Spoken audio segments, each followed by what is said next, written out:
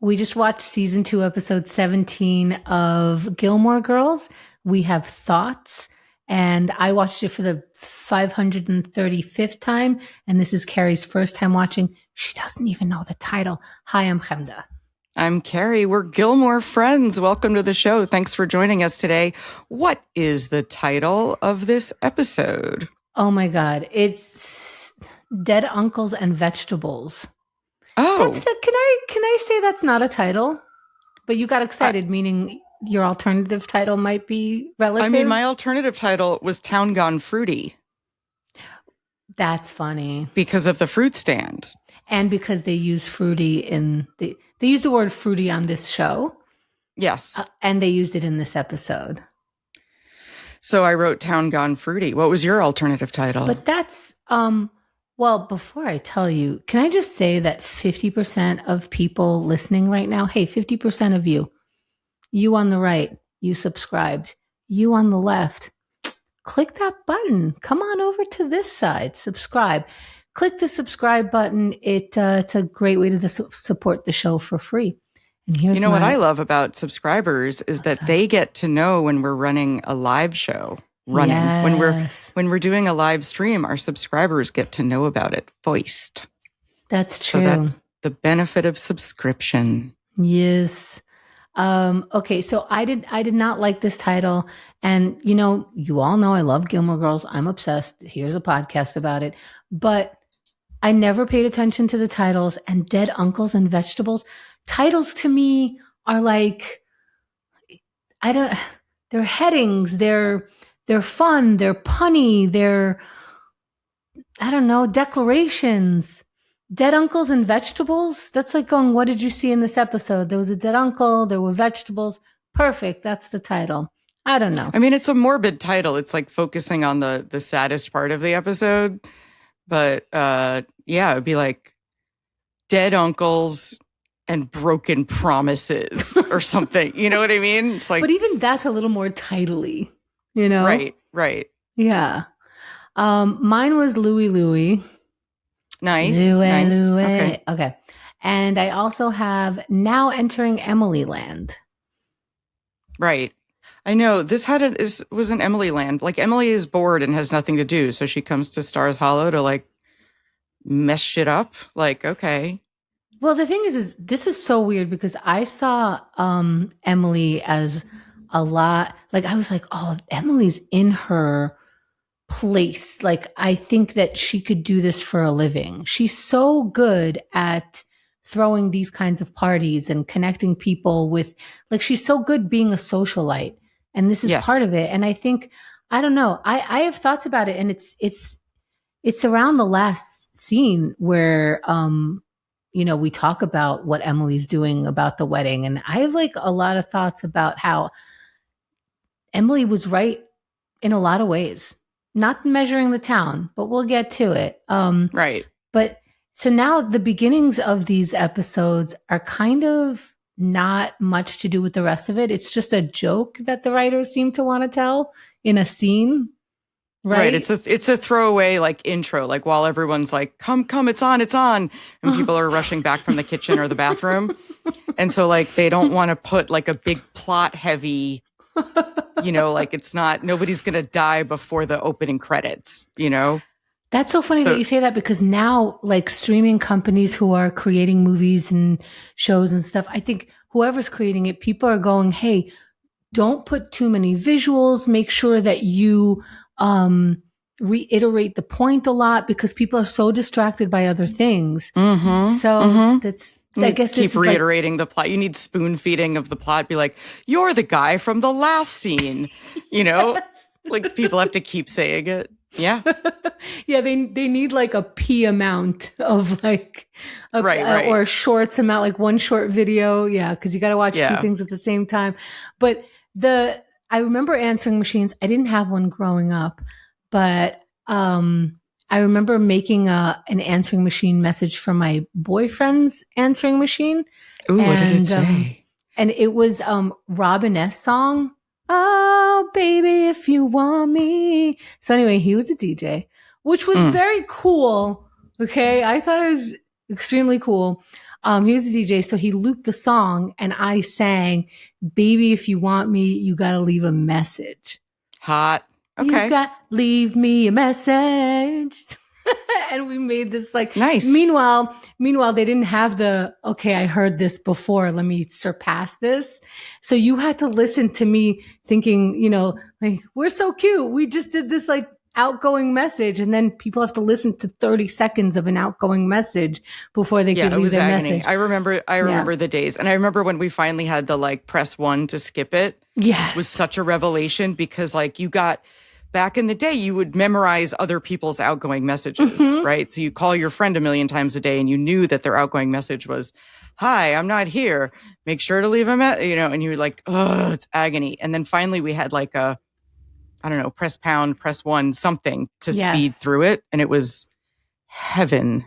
It was. I always remember, okay, I'll listen to it the first time and because maybe it's funny. Maybe I just want to make sure I'm, you know, getting in touch with the right person the first time. And then after that, we're good. You did what you needed to do. And then eventually also we were starting to leave outgoing messages like, you know what to do, beep. Because it's like, leave your name and number. What am I going to leave? A sandwich? My mom's friend had an outgoing message that was like, "Hi, you know the drill, do it." And like at the time that was so edgy because you didn't have to say leave your name and number after the beep and I'll call you back. Like you didn't have to do the script. You know the drill, do it. I was like, oh, he's gone crazy. So she's so badass. Mine was like, "Hi, you know, give me a call or I'll call you back." I don't know. Yeah. Sometimes I would sing into it. I don't remember what my outgoing message was. I still have the tapes. By the way. You? I have all the tapes. Or the one tape. I guess it was one tape. But yeah. What? Are you going to digitize it or something so you could hear it? Or I don't know. I got to dig it out. It's with the mixtapes. It's that same era where we had cassette tapes. Oh my God. I don't have a cassette player now. Wow. Right. I don't even have a CD player. No, I don't know what I would have to pull out like 2 computers ago. Right. The Mac, Where's the that? Mac that had the drive. I think that's why I kept that one Mac. Oh. Because I have to keep it's the only CD player I have. CD drive, ROM, whatever. All right. Yeah. So Emily's leaving. Lorelai's left an outgoing message, and Emily keeps calling back to complain about the message and just to babble into the phone. And Lorelai's what we used to call screening her calls, which is to see who's calling without picking up, and talking back to Emily. That's it. That's the gag. Yeah, I think, she mentions the DAR thing on Tuesday, 3 p.m. Everybody's very punctual. So, okay, we're supposed to know that Emily is relentless about it and blah, blah, blah. But I love every time Emily and Lorelai have a scene. I love it every single time. It's always obnoxious, but it's always funny. They have this rapport.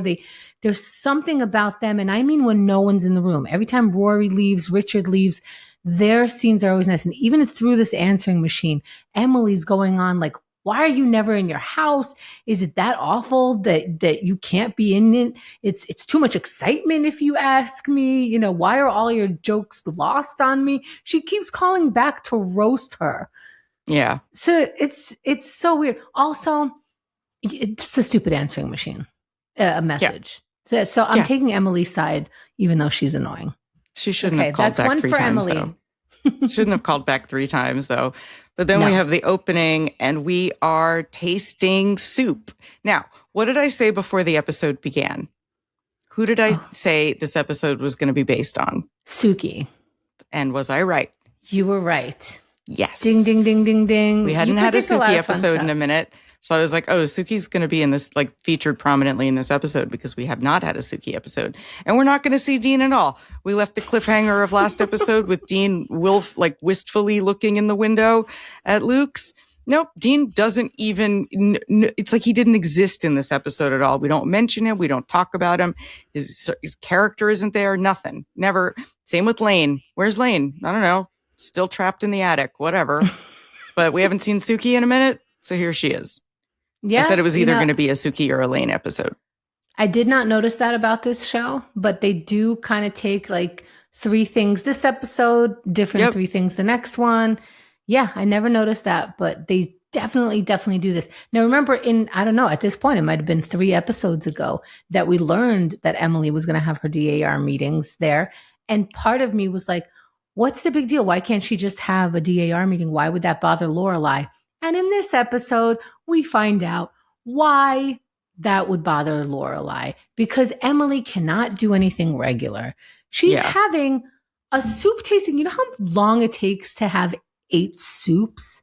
By the way, that's a dream for me.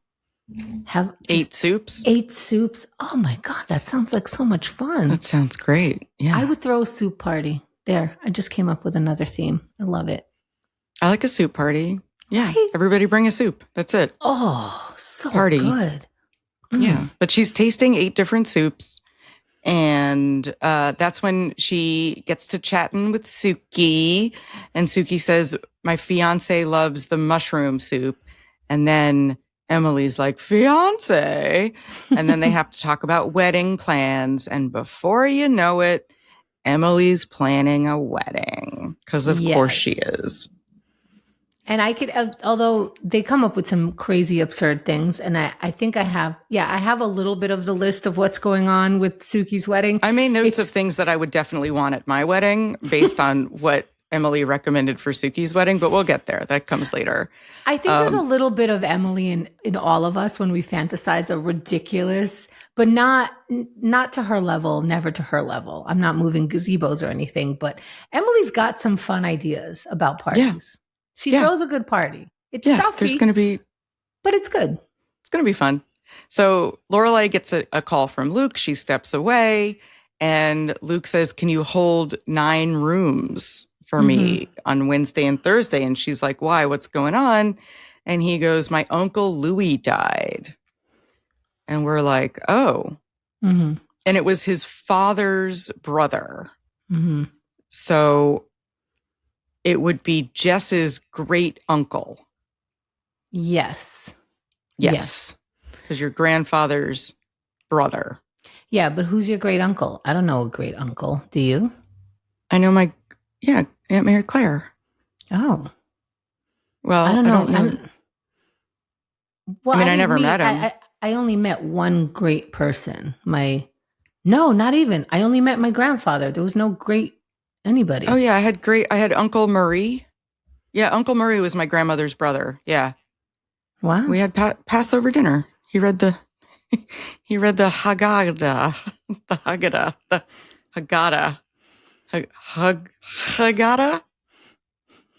You know the little book for Passover. Uncle Murray read it. Oh, you nailed it a couple times. It was great. Thank you. All right.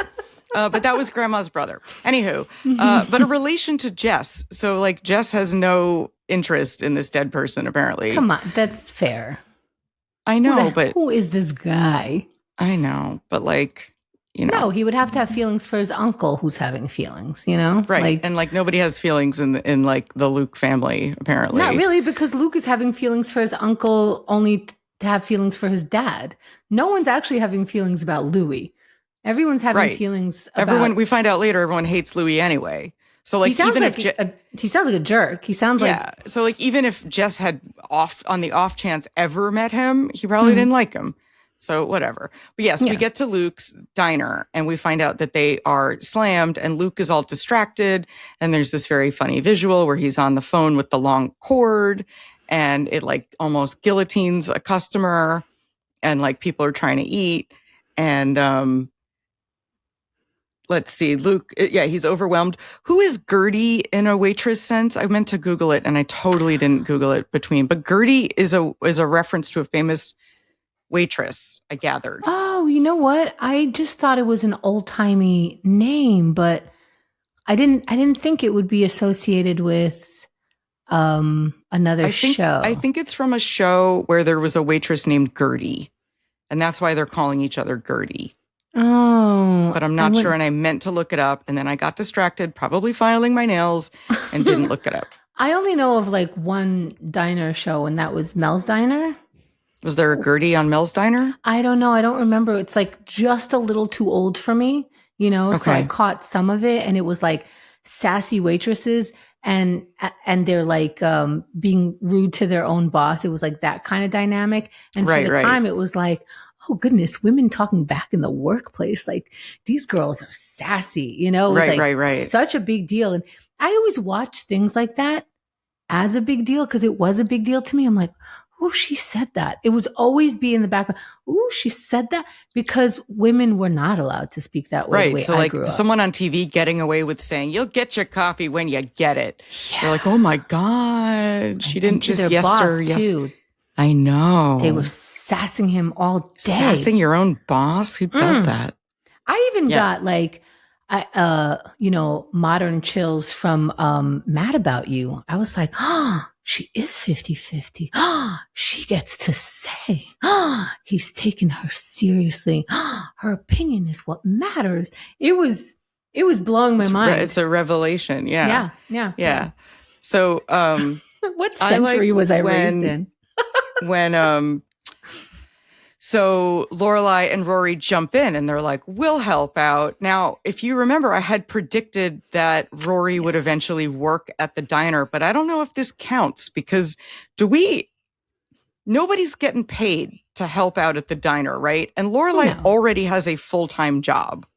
Yeah. Right? They're helping out Luke strictly. So are we counting this as my prediction coming true or no? I mean, is this what you thought of? Because I think working there means what Jess is doing. You are expected, you are paid, you have responsibilities that are laid out. I think this is right. You need helping. To be there at a certain time. This is them. All right, so we're not counting it, but I still think it's coming. Anywho, Lorelai starts making coffee, and I wrote it down that Kirk likes 1/4 caffeinated coffee. Now, in Kirk's defense. Mm-hmm. I make weird caffeine blends when I am by myself. If I am making myself a cup of coffee in my own home, I will do as much caffeine or not as I want. When I go out and is that really a thing though? Like, are you really getting less caffeine? Like, couldn't you just make a lesser strong coffee, or is that not how it works? I'm really asking. That's not how it works. No. Okay, so how do you do that? You make separate different coffees and blend them? I put in 1 scoop of regular and 1 scoop of decaf. Oh, okay, yeah. Okay. So then the flavor strength is the same. I'm just not getting as much caffeine. I see. When I'm in public, I will either order regular or decaf because I don't want to say I would like 2/3 caffeine and 1/3 decaf. That is an obscene thing to say to waitstaff. Because Lorelai says, I fourths don't care. And that's one of my favorite lines. I fourths don't care. Although, like, again, if it was me and I was a cashier, that was my, public facing job. And I was just everybody's punching bag. Like, if you told me you wanted 3/4 this and 1/4 that, I didn't think that I can have an opinion about that. Yeah. I mean, back when Starbucks had drip coffee that they could measure out, sometime if it wasn't very busy, I would say, can you make it half calf and half not? I'm sorry, that's insane. And then the barista would always say, that's not insane. We've heard lot more insane things. It's not that insane. And when I was a barista, if someone had half calf, that was truly the least insane thing. People would order like 9 shots of espresso and like a squirt of lemon juice or something insane. And like, so my little half calf was not insane. However, I try not to be high maintenance for busy people. So I'm just like, just do the regular thing. I understand where you're coming from. I really try to be like a good customer.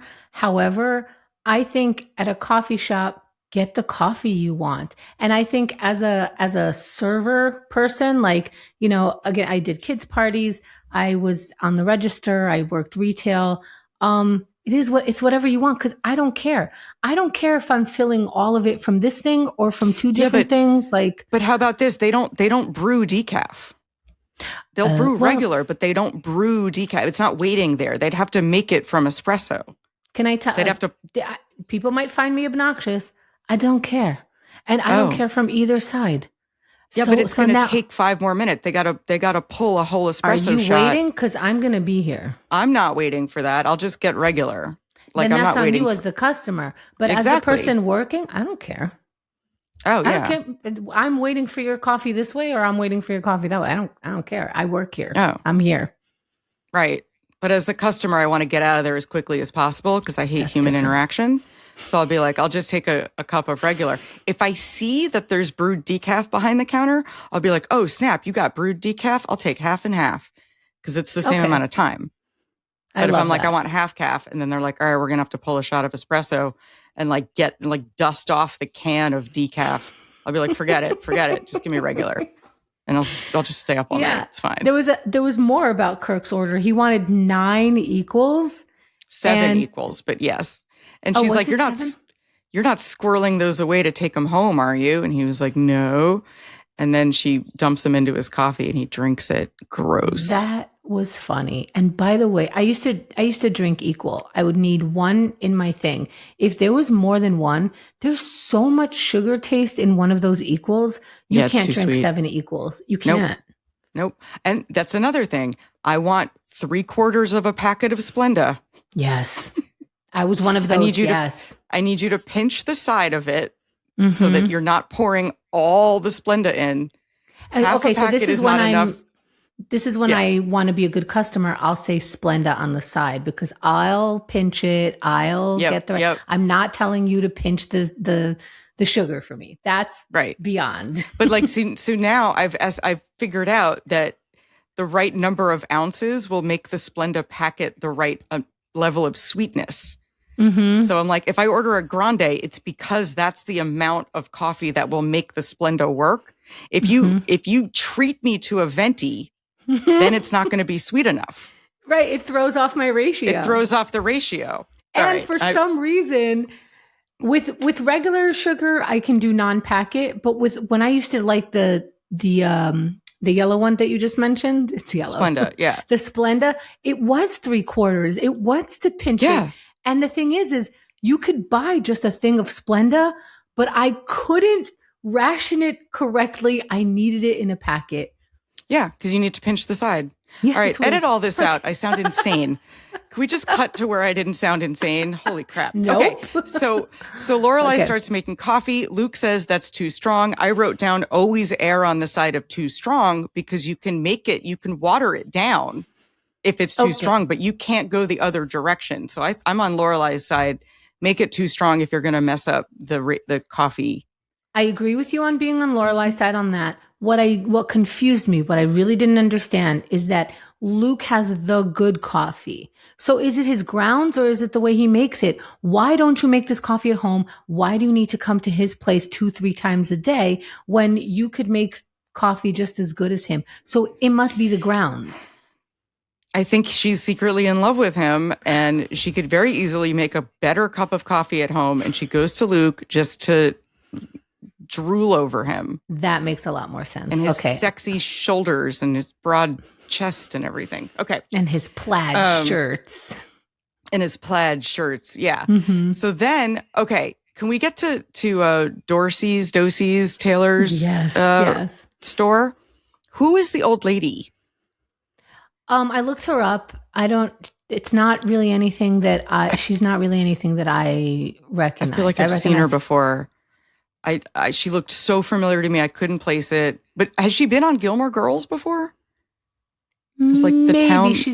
I recognize her from Gilmore Girls, so I can't tell if she's the townsperson in just this episode or multiple episodes, but I recognize her from this. She looked familiar to me. But she says, do you have any Brussels sprouts? And Taylor says no. And she goes, well, I'll just get them over there. And then this starts the B plot of the episode, which I just think is like, just whatever. There were 3 plots in this episode. It was Dead Uncle, Sookie and Emily, and the farmer's market. And I gotta say, this episode was not jam-packed. There was something that I really like about this episode where it's just very quaint, but it doesn't move anything forward. It has no major plot lines. If you said, hey, what happens in this episode? Or if you accidentally skip this episode, I don't think that you would. That's a good way to put it. If you skip this one, you've missed nothing. Yeah, it didn't move any of their. It did show the kindness that Lorelai and Luke continue to have for each other, where they would drop their whole lives and keep helping each other, but that's always there. Emily's pushiness is always there. Like, yes, exactly. It's and like Jess doesn't care is always there. Yeah. Sookie being easy to manipulate is always there. Mhm, You know, mhm. and I don't care enough about Taylor Dorsey to even remember his name. Is it Dosey? It's Dosey, Dorsey? I don't know. I love anything with Miss Patty, as we know, and she got my only laugh this episode. But I don't care about Taylor, and I don't care about his stupid store. And his store is a general store, so the farmer's market is not taking that much away from him, and we're supposed to care, and I just didn't. And I'm so sorry. I did not like the C plot of this episode, which is like, what's Taylor Dosey gonna do? I know the fact that he was like rumbling to himself. We're focusing. I'm like, why are we focusing on this? So weird. Yeah, I don't know. And he calls him long-haired freak constantly. For some reason, I enjoyed that. I enjoyed every name he called him. Right. I mean, the insults are great. Yeah. But and yeah, I have other names that he called him like further down. Okay, you have the list? Yeah. There's a short list, but it's long-haired freak is always, but he called him Rapunzel at some point. I don't know. Every time he addressed him, I'm like, what's the new name? That's fantastic. Yeah, it's good. It's good stuff. Stupid, but yeah. But then we go back to the inn, and Sookie is entering Emily Land. Is this where we see all the tables set? No, French fry, mom. Yes. The sample place settings. The sample place settings. But Carrie, do you understand that these are the same people who did Steven Spielberg's daughter's dog's bark mitzvah? I mean, I did not understand that. I've also never been to a bark mitzvah. Have you been to a bark mitzvah? No. I don't know. I didn't grow up, you grew up more Jewish than I did. Have you been to a bark mitzvah? No, those kinds of things came later where, all these like dog spas and grooming, and there's like a dog party space and stuff like that. That's fairly new. Right. People have too much money. That's a lot of money. Yeah. And people have too much money and nothing else to do. So they throw parties for their dogs. No shade. No shade. I mean, an excuse for a party is an excuse for a party. That's how I feel. But a bark mitzvah, is that offensive? If you were a rabbi, would you think that was stupid? You'd then be offended. It's like, doesn't the dog have to learn Hebrew? Whatever. The dog is now a man. I don't know how it all works. This is suddenly anti-Semitic. I don't mean it to be, but I feel like it is somehow. Okay, edit this out too. This is terrible. But yeah, so there's like party planners there. There's beautiful stemware. I mean, I would love to do this as a thing, but they're taking over the entire like dining hall of the inn to set up each table with it, and Emily's there being too much. But you know what's funny? And I know this is just for the show, but Lorelai's the one who runs the inn, and she didn't know that the whole dining area for the restaurant part of the inn will look like a bark mitzvah. Like that. You might want to give a heads up to this. Why does it sound wrong? I love it. We have to stop saying that. I don't think we're allowed to say that. I want to call this episode Bark Mitzvah. This episode should have been called Bark Mitzvah. Can I go back? Yes. All right. Take this clip, throw it in the front of the episode. I would have called this episode Bark Mitzvah. I feel bad for the Jewish dogs. By the way, we don't edit, so like Carrie has to live with everything she says. And catch I have no control over the editing at all. Nope. No, everything's left in. Enjoy. Yep.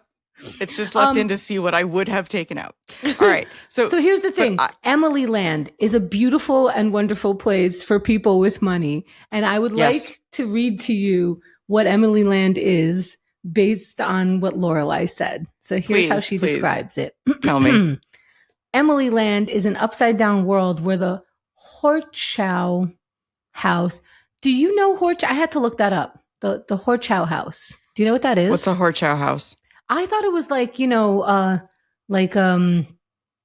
a type of, what do you call it? Like in the West Village, there's a lot of the brick ones. The oh my god, I lost Like a it. brownstone, a townhouse? There's a townhouse. There's a brickstone. All those. I thought it would be that. No, it's like a company that's like very zhuzhed up, and they got bought out by another zhuzhy company. So it's just like a la-di-da real estate place. So where the Horchow house is considered low rent, diamonds less than 24 carats are Cracker Jack trinkets, and Bentleys are for losers who can't afford a Rolls.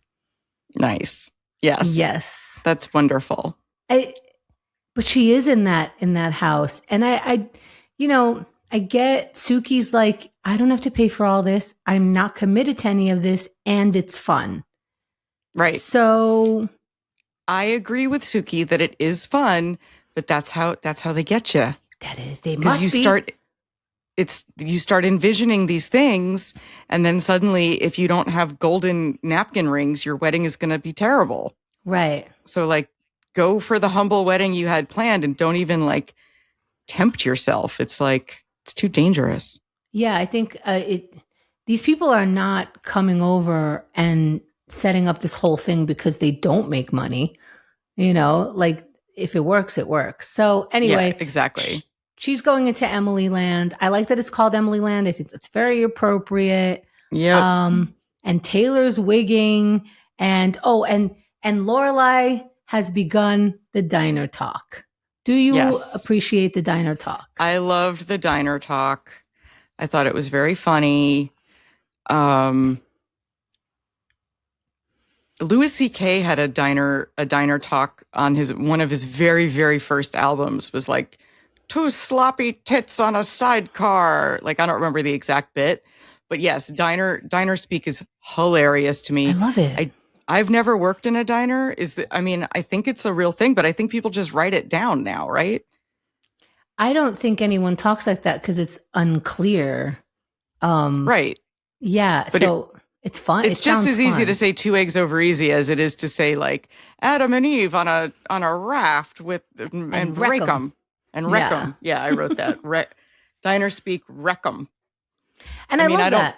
I would love to order food Adam and Eve on a raft and wreck 'em, but I can't put that stuff together. And also, again, I know it's for the hilarity of the show. She made the guy change his order. This guy who seems like he literally eats the same thing for every meal. He's like, no, it's how I like my eggs. Please, can I just regular How do you like meat? your eggs when you order eggs in a diner? How do you get them? In a diner, like over easy is good, but just regular. How do you say regular eggs? I think I always have to ask because it's not scrambled and it's not sunny side up. No, like just an omelet with nothing in it. Is that a thing? Yeah, so you ordered an omelet. Yes. Yeah, oh my God, that's my phone. I forgot to turn it off. I'm so sorry. Okay, and off. Yikes. I get them scrambled, apparently. Okay. I can't believe that was so hard I cannot believe that was so hard for you to answer. I thought that was a quick question. And you honestly don't know how you take eggs? You take them regular? That's insane. All right, we're not editing that out. What an insane thing to not know about yourself. So you go to a diner and you're like, I'll take some eggs, please. Regular.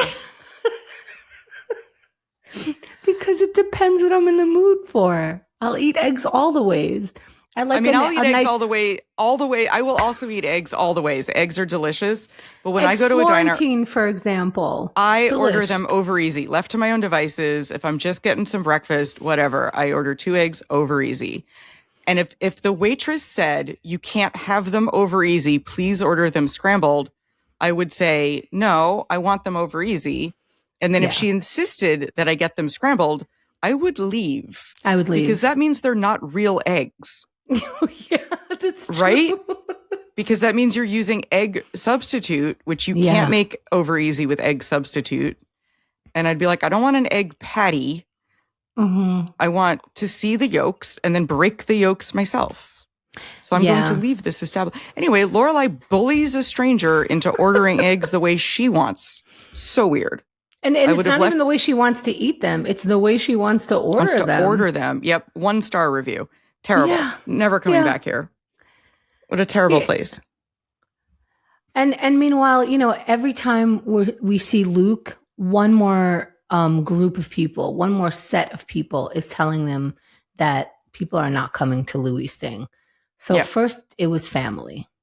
Yep. And none of them are coming. And I didn't write who it was. They all gave like terrible, like one is a rugby semifinal for their kid. And I don't know. It's like one has to do laundry. They obviously don't care.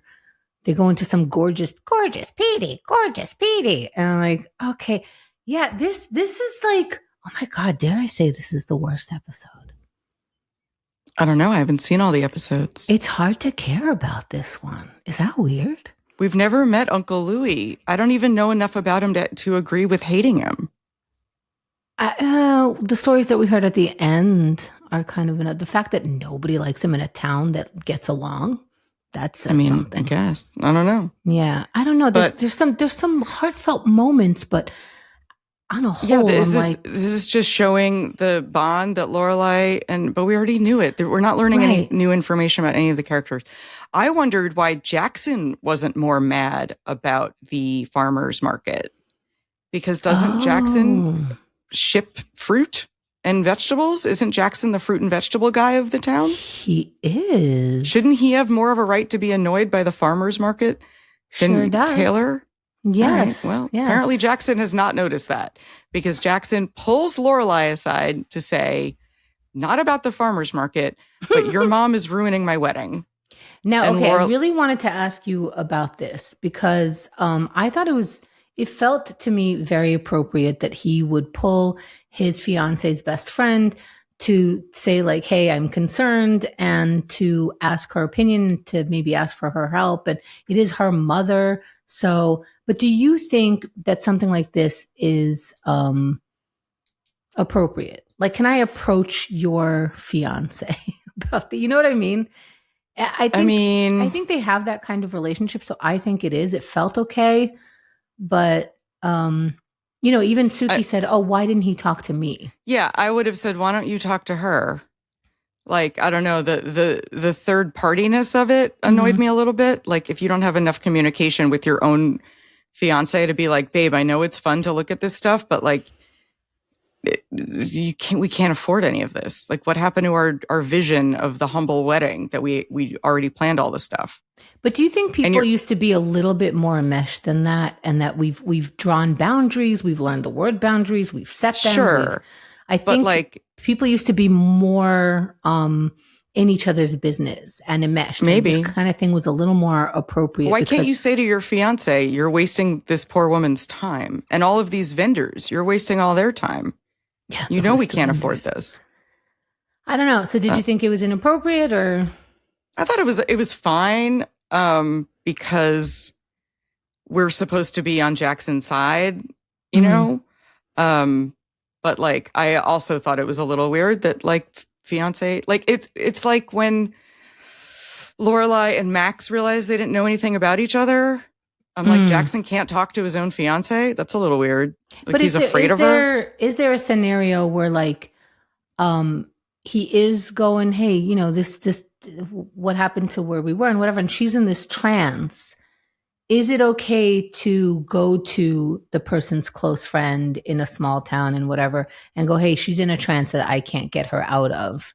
Any advice? I'm trying to think if you and your boyfriend were engaged and my mom would took you off your feet and your boyfriend came up to me, your fiance came up to me and said, can you get your mom to quit? I would think that was a little weird. You know what? Like, now that you're saying it with all of those people, I'm like, he wouldn't even think of doing that. Exactly. He would actually tell your mother to go away straight ahead. Yes. Yes. He would actually tell your mother, like, okay, that's enough. Yeah. So like the fact that Jackson has to like go crying to Lorelai about it, why can't he's not part of the wedding planning. Okay, let the women do the wedding plan, but like, I don't know, talk to your fiance. Again, I really want to know if other people got that kind of vibe as well. Is this because it's a while ago, it's a small town, everyone's a little close, a little enmeshed, a little in each other's business? Do Lorelai and Jackson hang out No. Yeah. So I'm like, going to guess no. It's not like they've, I don't know, like we ever see them hanging out. Yeah, whatever. True. And you and my fiance hang out. So even that would be, like, well, I guess not without me. Kind of not. Like, I don't, the only time we've hung out without you was when he came over to put podcasting equipment in my apartment. And he told me to tell my mom to back off. I was like, what? And he was like, oh, you'll know what that means in a few months. But yeah, I don't know. Okay. I thought it was weird. Can I say something that's not as weird, which is a review we got for our show? Yippee. We got a review from Bella Wilcox. And Bella Wilcox writes, immediate 5 stars because hearing Chemda's voice feels like my mom finally called me back after a year. I'll watch the show along with y'all. Keep rocking. And I think that's great. Your voice sounds like my mom called me back after a year. My voice is very specific. That is a very specific compliment, possibly insult. But 5 stars in the beginning of that sentence makes me think it's a compliment. I'm not 100% sure what that means, but thank you so much, Bella Wilcox, for the review. We love reviews. Don't forget to comment or review. It is a free way to support the show, and we delight in reading them, even if we don't fully understand them. Makes us very happy. I love it. It is like calling. You know what? I always wondered, like, what does my accent sound like? Because I'm from Queens, but I'm from, I immigrated when I was 4, so it's still a second language, but it became a first language. I finally understand my accent. It's like Mom finally called me back after a year. Thank you. Thank you, Bella Wilcox. Thank you. Okay, so then at the town meeting, this is where we get the fruitier line. Luke goes, doesn't get any fruitier. Because they're talking about Harry's house of twinkle lights. Yeah, it's the twinkle lights. People just, you could just tell like they wanted to say the word twinkle lights a bunch of times. But Taylor does call what's his face a hirsute hippie. What does that mean? Harry. Hirsute is the SAT word for hairy. Oh. Having lots of hair. Oh, okay. So he calls him a hirsute hippie, which I thought was very entertaining. I have long-haired freak, Rapunzel, and Lady Godiva. Nice. I don't think that's all of them, but that's the ones that I caught.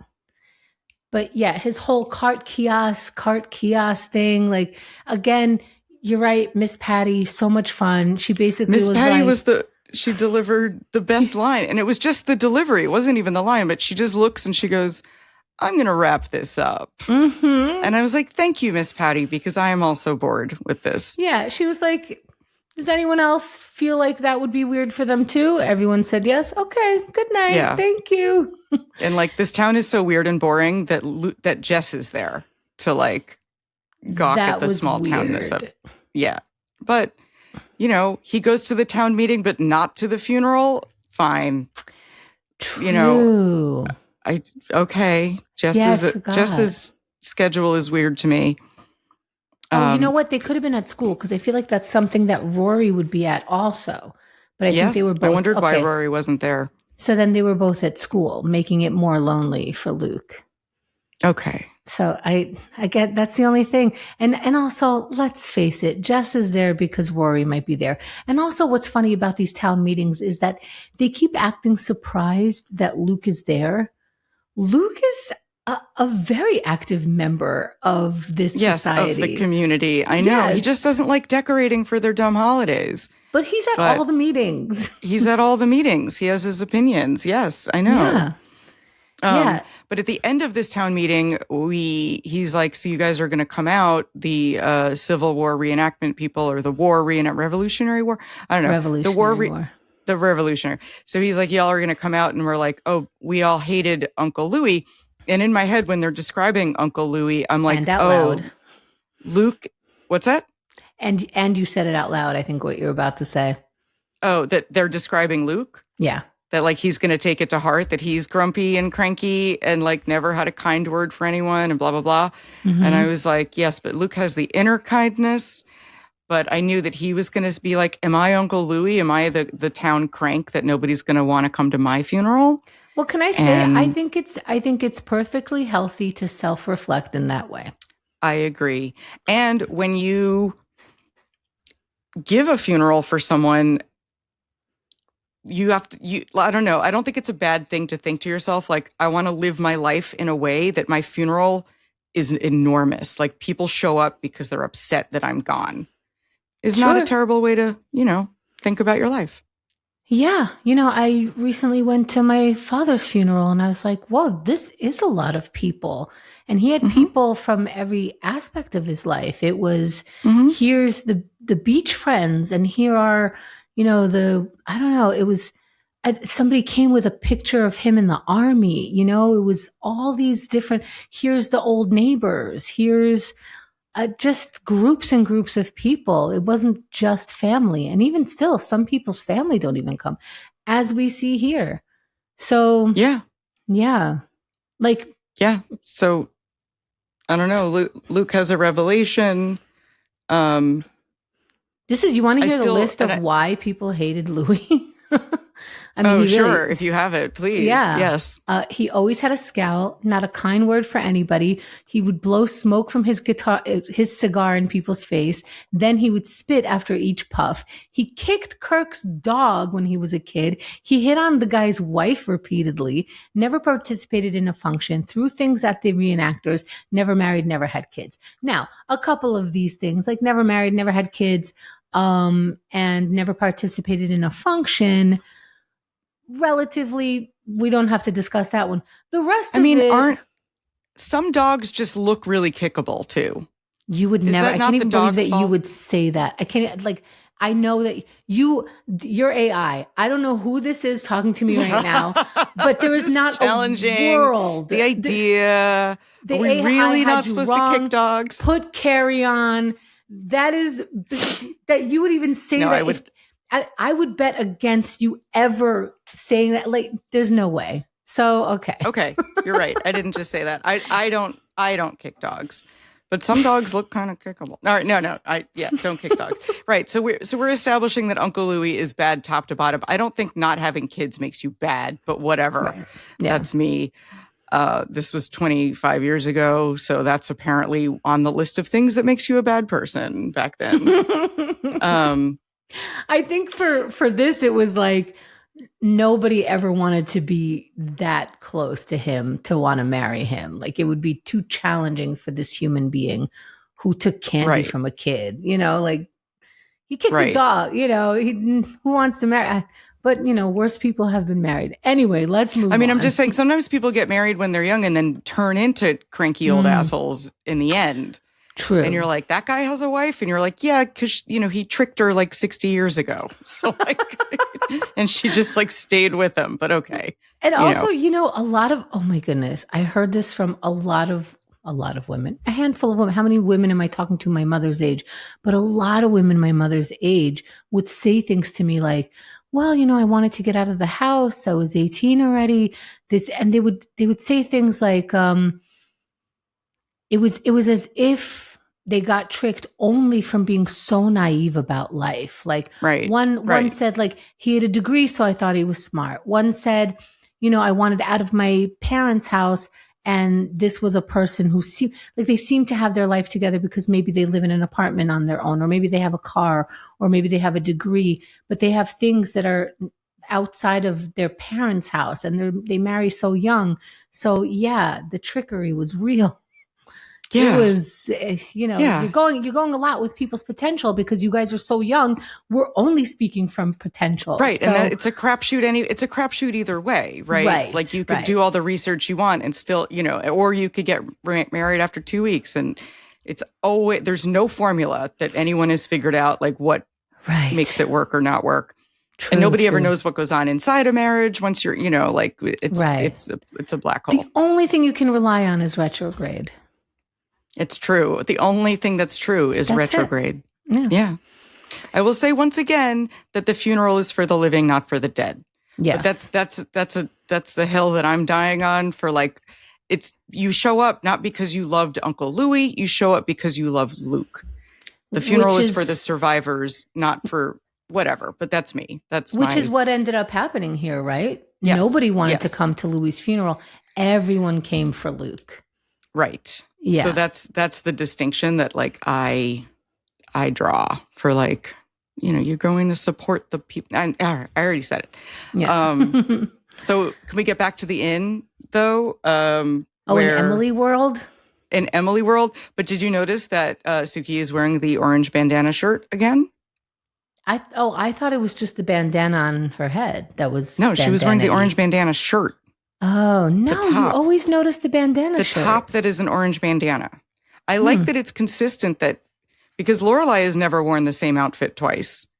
But Sookie's wardrobe is a real thing on the show. Like on TV, nobody ever wears the same outfit. Like, but people in real life have favorite sweaters that they wear more than once. Yeah. But and Sookie apparently loves this orange bandana chef's shirt. Yeah, I guess if not, she'd be wearing a white chef shirt, so it would still be the same thing, right? Right, but that would be her like uniform for whatever. But yeah, she did wear a bandana in another scene. But in this scene, Lorelai is trying to break the spell. She's trying to pull her out of being in Emily World. And Sookie is confused. But this is where we get what Emily had been helping Sookie plan. So I have, it's. Can you read it? Yeah, she's got to check on the color samples for the big ceramic stands, for the giant paper mache mushrooms, for the midgets dressed like angels to dance under. So does that mean the midgets dressed like angels are going to be on the stands? Just like gay used to be a punchline, midget used to be a punchline. I know. It's terrible. Like, you would hire midgets just to exist around you as we're partying now. Right. Look that's at these the joke. freaks. Yeah, it's the whole thing. Awful. Bananas. Like, you can actually hire little people to like walk around your party so that your party will be interesting. Yeah. I've been to a party like that. / freaky. I went to a holiday party and they hired a midget to be an elf. They hired a little person to be an elf. And I was like, man, I hope you are making a shit ton of money right now. Like, it's just...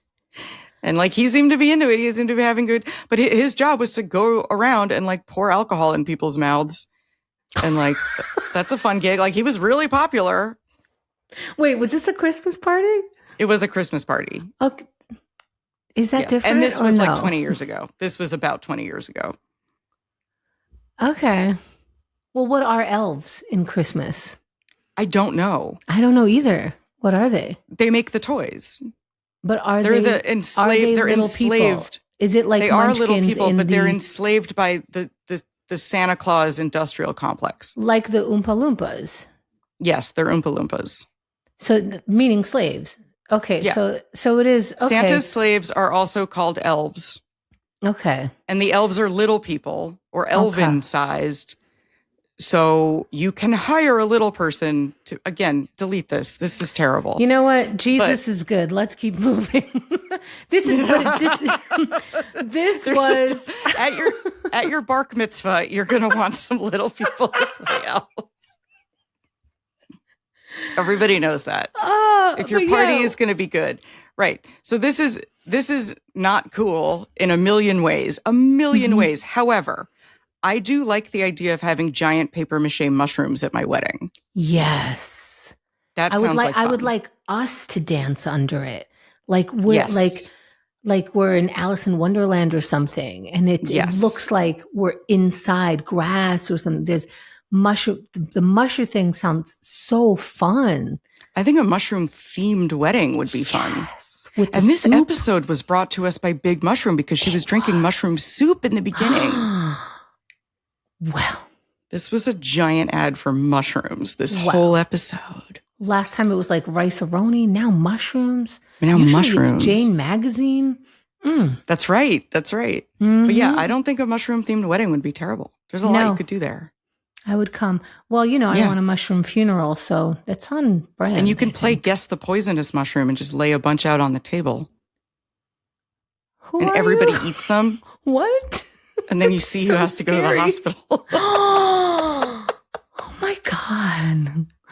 That is not a safe space. No, don't go to my mushroom You're a mushroom monster. funeral. I'm not no, RSVP no. That sounds Okay. so crazy. I'm not that version of fun. I don't do that. You don't want to play Russian roulette with mushrooms? No. So Remember stupid. my uncle died of mushrooms. That's right. You did tell us that. I totally forgot. That's not not cool why with I'm me. like traumatized or anything. I don't know this person. It's not even but just that mushrooms are both good and evil, Yes. It's the duality of the mushroom. Maybe that shouldn't be a wedding theme then. You're right. I'm rethinking the whole wedding theme. Yeah. Okay, moving on. Lorelai eventually does talk Sookie out of Emily Land. Yeah. Sookie wakes up and she's like, I don't know what, apologize to Jackson. If he'll still Something want like to that. marry me, which is Right. Imagine that Jackson was like, the wedding's off now. Yeah, right. No, he still wants to marry you. Sookie, don't be insane. But and I she like rushes the way off. I think Melissa McCarthy's such a good actor because she really plays a huge doofus and she switches her goofiness on and off so well for this character. Usually I'm very annoyed with goofy characters like this. I'm not as annoyed as I usually am because she's so good. She goes, It's all sounding so silly now. And it's like, she really does something different with her whole being to say that line. And I'm like, oh my God, I just saw you come out of that, but you're only acting. I love this cast. She she did it great. She broke the spell. Yes. It was like she woke up. She was like, where am I? It was so she did good. It great. Yeah. Because some of these lines are made into this classic thing that's embedded in my head. Maybe this is part of why I like the show. Obviously, it's part of why I like the show. Like, I 4/4 don't care, squirreling away the equal, all of these things that these actors are doing with simple lines and turning them into, I don't know, just memorable feelings in my brain. So thank you, casting. Let's move on. Writing. Casting, writing. It's, Correct. It's all in there. Lighting. Yes. Yes. Great You're job. right. Yes. You're right. All around. Kudos all around. It's not enough, by the way. I have to make sure everybody knows I like Gilmore Girls. Never mind, I have an entire podcast where I force my friend to listen and watch and I like all of this stuff. I have to be like, guys, you know what? I like this show. Yeah. Let me tell you why. Okay. So we get this weird scene in the funeral home where Luke calls Lorelai and she comes right over and there's a funeral home in Stars Hollow, apparently. Or are we in Hartford? The funeral director is from the Addams family or something. Yes, he's like the crypt keeper. No. He was cast for just those 3 lines. I think he just says no 3 times. But they can't close the casket because Uncle Louie wanted too much crap in there with him. I have the list of crap. Do you have the list? I do have the list. I have everything that they mentioned, and they mentioned that more things are in this, but this is everything they mentioned. Fishing reel, a bowling trophy, a flask, his antique dual pistols, his copy of Sherman's memoirs, football signed by Johnny Unitas, a gas mask, a pith helmet, every baseball card he ever bought, thousands of them. Lou Garrett's rookie card, Joe DiMaggio, Willie Mays, tons of others. 1,000 baseball cards. Thousands of baseball cards. He was a millionaire. Maybe. You still have to find a buyer. But yeah. Okay, so then the gag is that they can't close the casket. And Luke's finally just throw it in there and cover the dirt on it. I give up. I can't honor my father's wishes for how I bury his own brother, blah, blah, blah. And the crypt keeper is like, no. And then, and Luke storms out. I think I forever want to say no in that way. I don't want to say no. Lorelai, she says something like, is that normal? No. Okay, that's probably only fun for my ears. Anyway, And We get what? we get back to Luke's, and Emily comes raging in and yells at Lorelai. Well, first she says, "You work here," and Lorelai is like, "No, I'm helping out a friend," and she's like, "Mm-hmm." Mm-hmm. I mean, I was her mom. I would think that. I think, we learned that you shut up about it anyway, because who cares? It's only going to make her deny it more. But I also wonder, was Emily expecting her to be there? I guess somebody told her she'd be at Luke's. She's not just stopping by. She came by to yell at her, right? Lorelai in this episode is seemingly two places at once. There was one scene where we cut from the inn where Lorelai is behind the desk at the inn, and then in the next shot we're at the diner and she's behind the counter at the diner. Yeah, I think she said she's got to go help Luke, so she's leaving. So she's rushing back and forth between the diner and the inn, back and forth, and so Emily must have gone to the inn. Where is Lorelai? And Michelle was like, she's at the diner. And Emily rushes back over. That was my Luke impression. I mean, my Michelle impression. Mm-hmm. So she's like, "You work here?" And Lorelai's like, "No, I'm just helping out a friend." And then Emily's like, "Why did I just get fired?" Yeah. And she's like, "Because you wanted to move a gazebo. It was too much." And gazebo. But I could see Emily doing that. The power of moving a gazebo would make her so happy. Yes. Just so like, of course, everything. I could buy everything. Yeah. Move the gazebo. But I like that, she kind of loses the idea of the wedding because she's so distraught about how much Lorelai is invested in this grimy guy's diner. And I love this line. She says, "I'm probably standing in your reception hall." And you know what? I don't think she's wrong. It's not wrong. I mean, Lorelai was planning a wedding last season, if we recall. Oh, yeah. And it was in the square. And it was, well, the bridal shower or the wedding shower, bridal shower was in the town square. The engagement party, yeah. The engagement party was in the town square. And then the wedding itself was going to be in Lorelai's backyard. Yeah. So she's not wrong. However, she's also not wrong about the wedding that she had planned for Lorelai. And I have what she said. She said, Emily said that Lorelai would have a Russian winter theme, snow white roses, trees with white lights and candles, snow everywhere. You arrive in a silver sleigh with white horses. Now, Lorelai made a face and said, "It doesn't seem like me." But I think it's her. It's snow. I smell snow.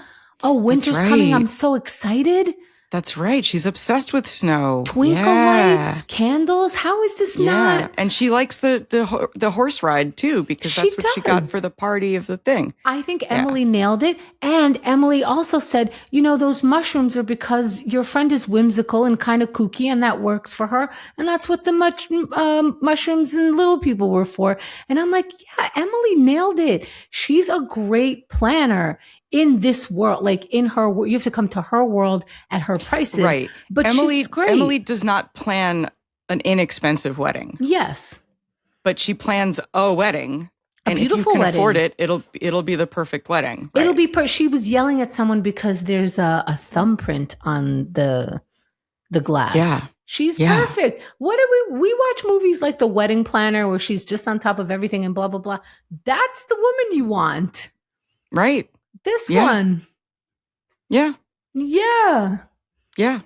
I know 2 wedding planners. Neither of them are Emily. It was like totally capable, totally on top of all the details, planning, standing there with the clipboard, delegating all of this. But Emily's over the top. I don't see either of my wedding planning friends yelling at someone for a fingerprint. No, we'll put it that way. I think it's more like you can't be wishy-washy. You have to be very steady and yes, you have to be assertive. Yeah, you have to have a vision. You have to be assertive. Yeah, and Emily is that. But if you want that kind, there are a lot of people who want their wedding planner to yell at people. They love it. Yeah, I guess so. Every wedding planner on TV is because I don't want my vendors upset. I hate it. No, and I had a mother-in-law who was a wedding planner, and she was cool as ice. Yeah. And anybody who called her up with an attitude, she was like, no, I don't do that. But there are people who are like, please come yell at people with me. I want to feel like I'm on top of the world. I want to feel like I'm stepping on everybody on the way to the altar. There's plenty of that in this You just industry. want someone who can think on their feet and manage problems in real time. Mm-hmm. You know, like, oh, the band didn't show up. Don't worry. I have an iPod. I don't know, whatever the backup plan for, like, you want someone to be able to pivot like right in the moment. And I don't know that Emily would be great at that. She doesn't have to be, because she lives in a world where she yells it into the next thing. If you don't have this, where's the other thing? Make it happen right now. I don't care. She lives in that world. She probably does have a backup. I think she would throw a great party. She does throw great parties. She does throw great parties. Yeah. I just wouldn't want to be a vendor at her party. Oh, no. No. Except if money is your thing, like if you're doing it for the money and you can tolerate people yelling at you, then go with Emily. There's also like people who want to work with that and can just go, oh, she's yelling, whatever. I don't like to be yelled at. Me neither. I don't even want to go to, like, that exercise boot camp thing. Specifically, don't yell at me. There's got to be some other motivation. No. Yeah. The spin class. I'm here. I'll do it. Yeah. I'll either do it or not do it, but you're not yelling. I'm not paying you to yell at me. Don't yell at me.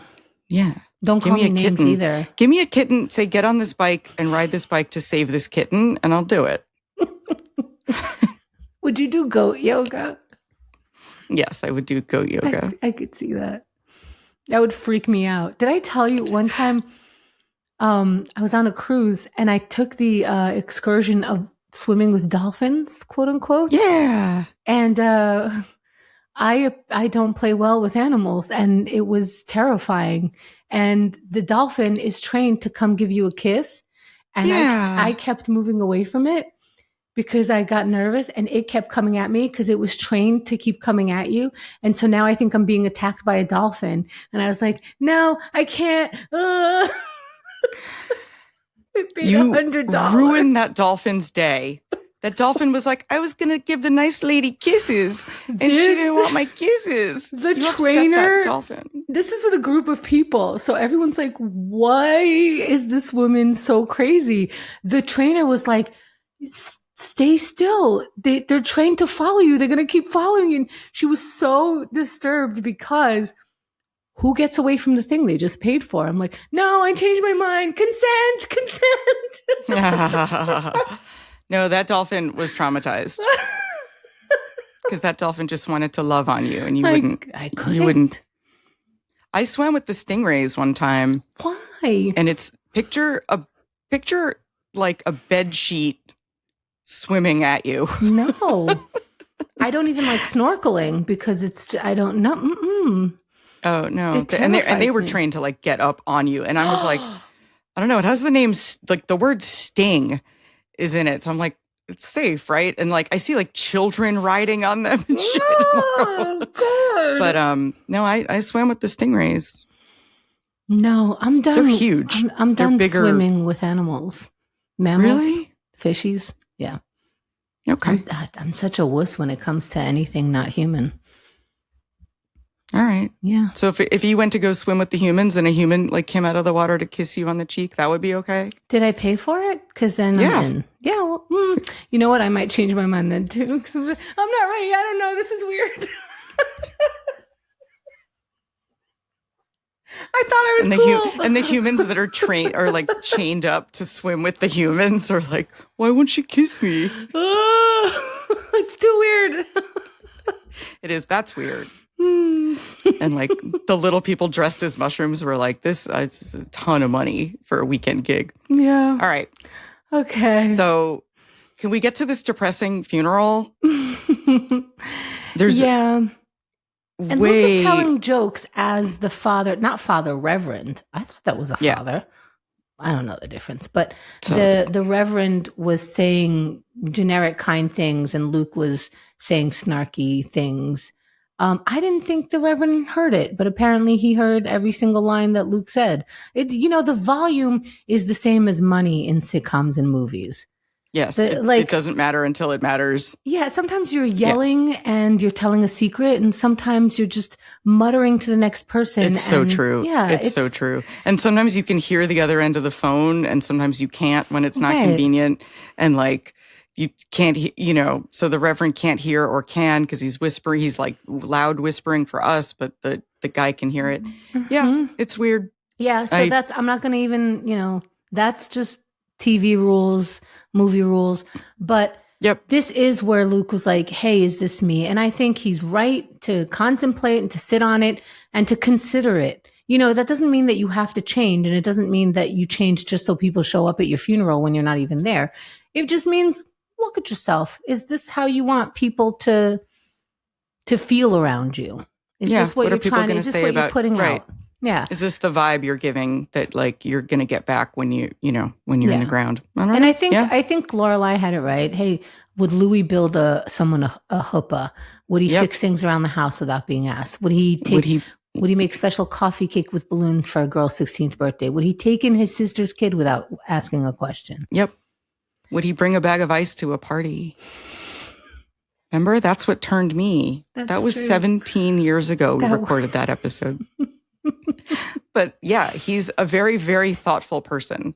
Yeah. He's very kind, even if he's grumpy about it. His actions speak louder than words. We always say it. He drove Lorelai to her dad when he was in the hospital, and he always shows up for people. Yeah, and being a nice person doesn't mean saying yes to absolutely everybody's decisions about your life. And also, he is a jerk sometimes. He fights a 16-year-old. He physically, assaults and also verbally assaults people. But whatever, I don't know. Still seems like a nice guy. Yeah. I mean, yeah. But you don't understand. He's really nice. He's really sweet. He's complicated. But anyway, he's getting super bummed out. And then what do we hear? Over the hill comes the war reenactor dudes. And they're choreographed. They got their guns out. They do their little thing. I think one of them attempts to play taps. That. No, that's revelry. I think they were trying to play that. Bum, bum, bum. Wait. Taps is the other one, the dead one. Bum, bum, bum, bum, bum, bum, bum, bum, bum. No. That's revelry again. Bum, bum, bum, bum, bum, bum, bum. Nope, that's the Imperial March from Star Wars. Bum, bum, bum. Bum, bum, bum. Yeah. Yeah, that's more fitting. Okay. Something like that. Yeah. So, we're going to get did that. It terrible. We're so That's awful. All right, edit this out. You know what? Let's just re-record the whole episode. You will live with yourself. You will contemplate about your thoughts and your words. Okay. Then we get to the wake, where everyone has gathered in Luke's diner to. Do you find it weird that people brought food to someone's diner? Yes, I do find that weird. I find this whole episode really weird. Okay. This was a weird one, man. Okay. But then Taylor wastes a bunch of food. He's taking a plate of food, and then the hirsute hippie comes up, and he's like, "This is the last of my food," and he just dumps it in the trash. It hurts my heart every time. I'm like, please don't throw it in the trash this time. Just dumps it. Like, you know what I wouldn't give for a nice red tomato right now? And he just throws one away. Yeah. For no reason. Ugh. Disgusting. Do not like.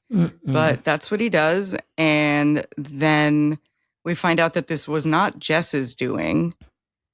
This was the town's doing.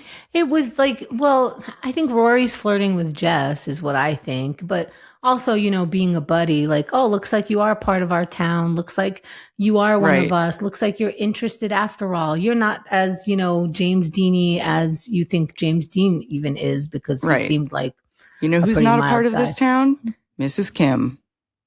Oh, yeah. Where's Mrs. Kim? Babette was there. Mm-hmm. Dean wasn't there. Dean's little sister wasn't there. You know what? No one bothers Mrs. Kim about putting twinkle stars up or Easter decorations or any of that. That's right. She didn't come to the town meetings. She doesn't come to anything. She's a bad townsperson. She didn't build a snowman In for all snowman building day. fairness, it's her Korean family that will come to her wedding and funerals and stuff. It's interesting how much immigrants, speaking from an immigrant, how much you could live a separate life than the entire country that you live in. Mm. It's interesting how much you can segregate yourself because you're trying to keep some old world while living here. And it happens all the time. That's why, like, when when you say things about your background and growing up, it suddenly doesn't match some other people, even though both of you grew up in Queens, both of you went to the same high school. It's just like, yeah, but when I went home, like, did this happen to you? No. Right. Yep. When I went home, I'd get slapped if I didn't speak Korean. Right, yeah. And I was white. Yeah, I don't know. So it was Miss Patty that asked Jess to unlock the door. So it was Miss Patty's doing. I guess so. Yeah. But it also showed Luke that people are there for, and that's the kind of wake that I would want. Just telling stories, laughing about the interactions we used to have. Maybe some people are crying. There's lots of food. Like, what else do you want? Alcohol. Sorry. But yes. Oh, yeah. It's a dry town. It's a dry town. Yeah. But yeah, no, they gathered to talk about the deceased, which is, sort of the point. Yeah. And the stories were of a terrible person, basically. So, yeah. And that was it. We don't hear the end of Babette's story. No. And it sounds like stories the actors would make up. Yes. Possibly. So, but I still I needed closure on that. Close the loop. That's funny. But that's how this episode ends. I stopped rating the episodes. I don't even know how long ago, but this one's like a 3.2. Yeah, where it doesn't bother me. And I think I like the episode. It didn't add to anything. But I liked some people's lines. And I liked Emily in this episode. Mm-hmm. I liked Emily being competent at something, and doing a thing she's good at. Yeah. I liked her idea for Lorelai's wedding. Yeah. Anyway. I forgot Lorelai's obsessed with snow. Ugh. Yeah. And her mother thought of this. And also, she likes vodka. She liked the whole thing, the Twinkle Light. The whole thing sounds fantastic. Don't act like you're better than that. You're more down to earth than that. Okay, sorry. Wow. This is the first time I was ever on Emily's side.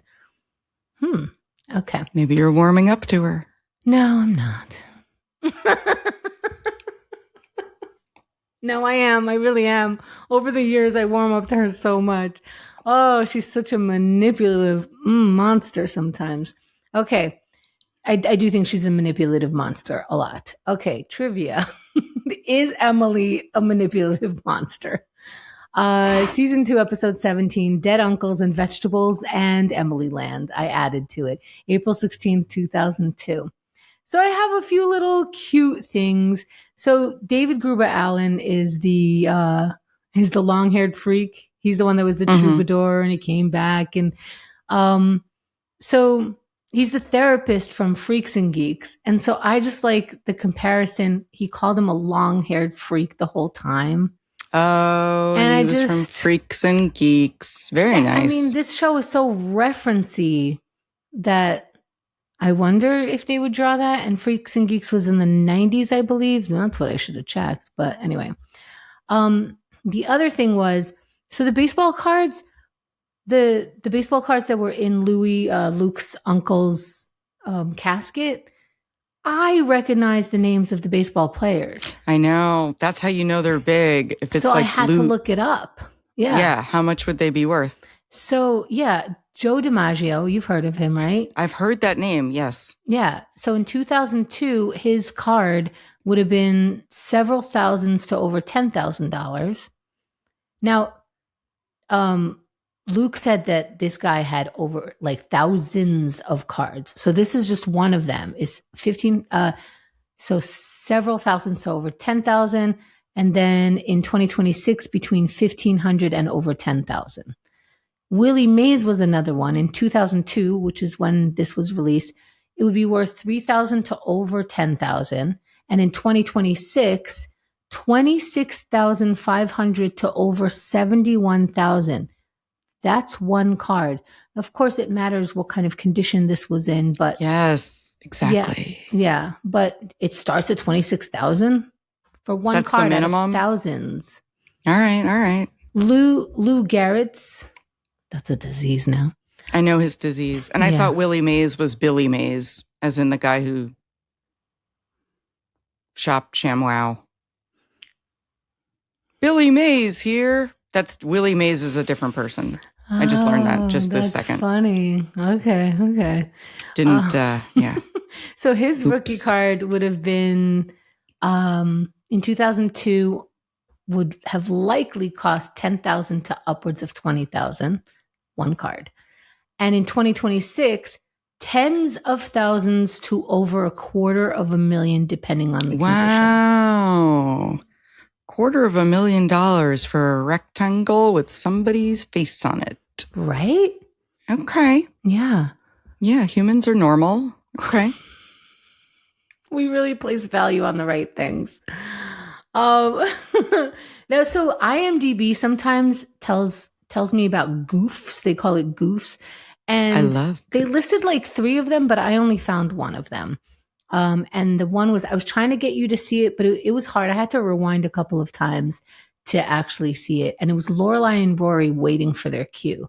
The thing is, it's very difficult to miss because they were only like a half a second behind. But it is fun to see like, and step, you know? Right. So, and they're like, they both go from stopped to starting. Yeah. Yes. Yeah. That's fun. I just love catching that.